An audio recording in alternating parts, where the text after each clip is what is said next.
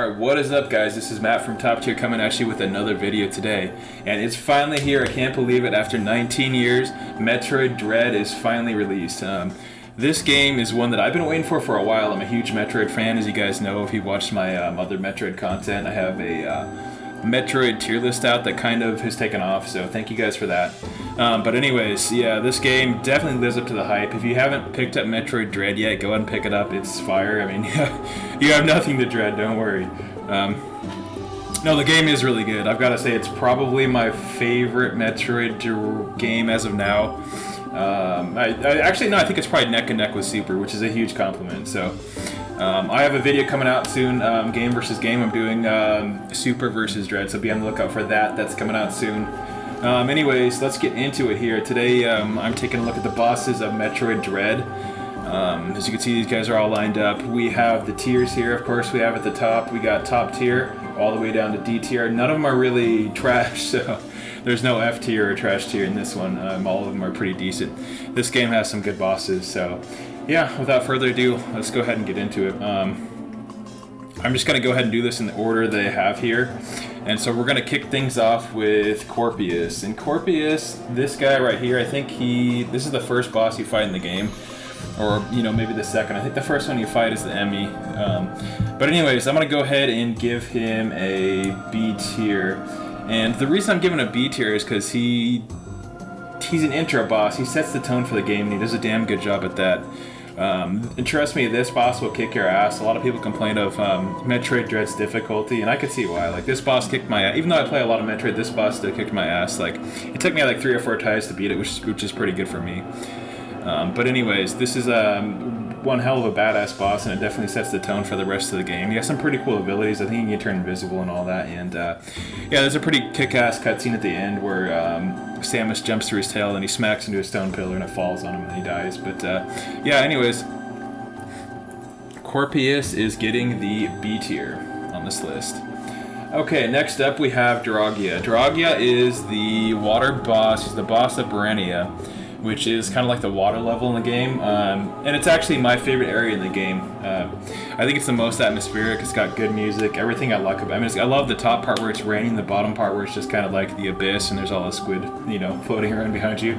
Good area. The boss itself it's an okay fight. It's really confusing if you don't know what to do. There's this lever in the boss fight that you have to hit, and you have to use your charge beam to hit it. And if you didn't know that, you're kind of screwed and you're probably going to die, so I liked the music, I liked the boss design itself, but it is a little confusing. And for that, I'm going to go ahead and give his boss fight a B tier. Alright, moving on, we have, what is this one right here? This is the Blue Emmy. The Blue Emmy was, in my opinion, one of the better Emmy battles. I'm going to go ahead and give it a B tier. It's really hard to distinguish the Emmy sequences, in my opinion. This one did have a cool ability where it can kind of freeze you for a second and then come up behind you. And of course, you get the ice missiles from him, which is cool. All in all, the Blue Emmy wasn't super memorable. I think he's in the forest region, I believe. But yeah, not much else I could say. I'm going to go ahead and put the light Blue Emmy in B tier. Next up, we have the Green Emmy. I'm gonna put the green Emmy in C tier. The design looks cool for it. I like the green color. That looks pretty sick. I think this is the Cotterus Emmy. I'm not really sure, but yeah. Anyways, you get the morph ball from this one. Again, a lot of these Emmy sequences kind of blend together, but I mean, they're all pretty badass. They're all just like Resident Evil, you know, Mr. X or Nemesis, and yeah, all the X sequences are awesome. I mean, excuse me, all the Emmy sequences are great, but this one really didn't stand out for me. I'm gonna go ahead and give it a C tier. Moving on, we have the Purple Emmy. The Purple Emmy is probably the best Emmy in the game, I have to say. You encounter this one several different times, but this Emmy will kick your ass like nothing else, man. I gotta say, it's the most challenging Emmy. I like the design. I like the deep purple. It kind of reminds me of the GameCube or some shit like that, but no, it looks good. So yeah, Purple Emmy, you get the wave beam from, which is awesome. Yeah. Purple Emmy is getting the A tier. I think it should be A tier. That sounds about right. Actually, yeah. No, I'm going to move it down to B tier. I'm going to reserve the A tier for some better bosses on this list, for sure. Moving on from that, we have the White Emmy. The White Emmy is kind of the intro Emmy. You fight it in Artaria, yeah, the first area in the game, and you get the spider magnet from it. There's nothing really special about this Emmy fight, although it is pretty good because it is the first one you experience. So some of that novelty is still there with this one. So, but again, it doesn't really stand out amongst the other Emmy. It's just the basic bitch Emmy out of all of them. So yeah, the White Emmy, the first one you encounter, is getting the C tier from me. Moving on, I believe this is looks like the Yellow Emmy. The Yellow Emmy, it's a C tier as well. I think this is the Dairon. I think that's what the area is called, the Dairon Emmy.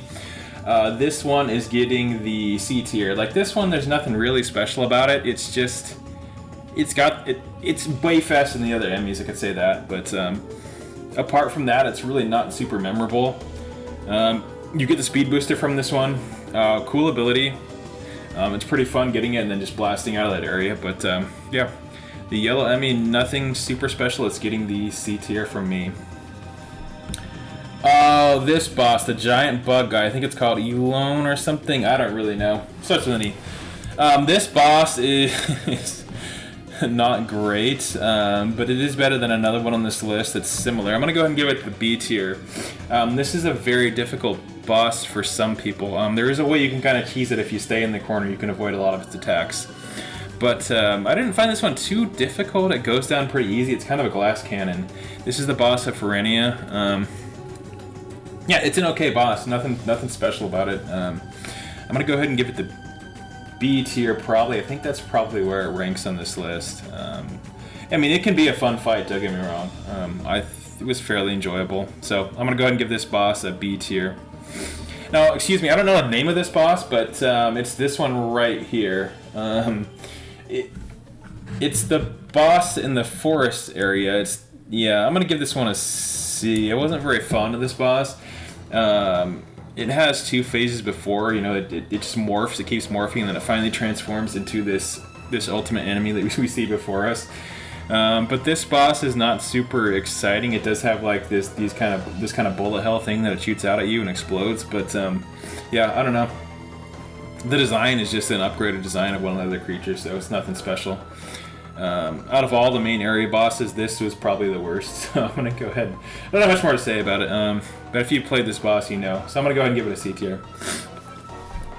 Next up, we have the big boy himself, Kraid.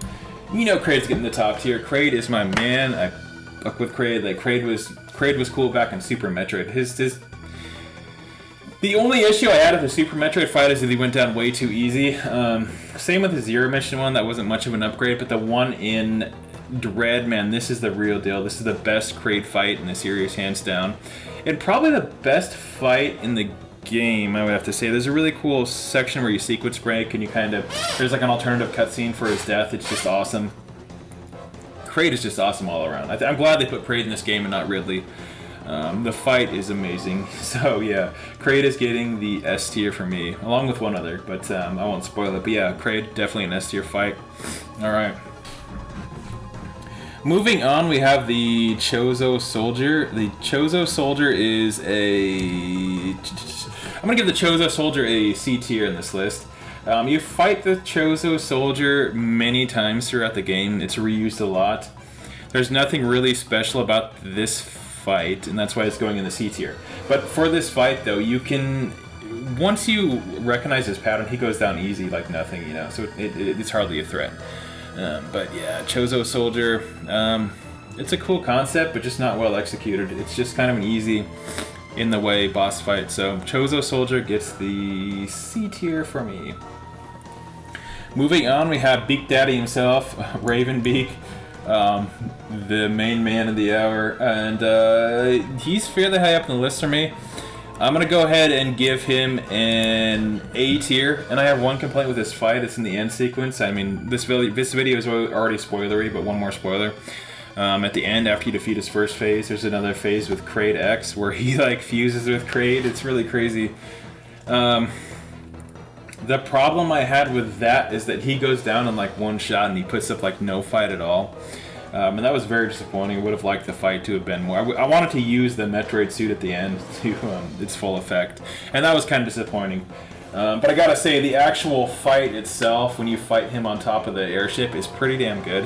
There's 3 phases to the fight, I believe, and one where he's flying. It is a really good boss fight. It's a really solid fight, very, very satisfying fight. It feels good to finally take this dude down after all the trouble he's caused you. And there's some very interesting exposition too as well, and we find out his relationship to Samus. So I don't think he's quite S tier. There are some other boss fights in the game that are better, but yeah, he's definitely an A tier boss on this list. Next up, we have the Chozo Robot. Chozo Robot sucks, man. I'm putting these in the D tier. These things are just annoying. They show up so many times throughout the game. And just like with the Chozo Soldier, once you get the hang of this boss fight, it's just a cakewalk. The first time, though, it's very, very frustrating. But you just have to get the flash shift down. Once you get that down, you can mop the floor with this guy. But the first time, he will kill you like quite a few times. So, Chozo Soldier, yeah, not fun. Not one of my favorites. But yeah, I don't really have a whole lot to say about the Chozo Robot. It is what it is. Definitely one of the more annoying and frustrating bosses in the game. I didn't like them too much. I mean, they are fun to just kill. I mean, at the end of the game, you could just completely humiliate these guys. So yeah, D tier for the Chozo Robot. And next up on this list, we have, what is this guy? Experiment Z57.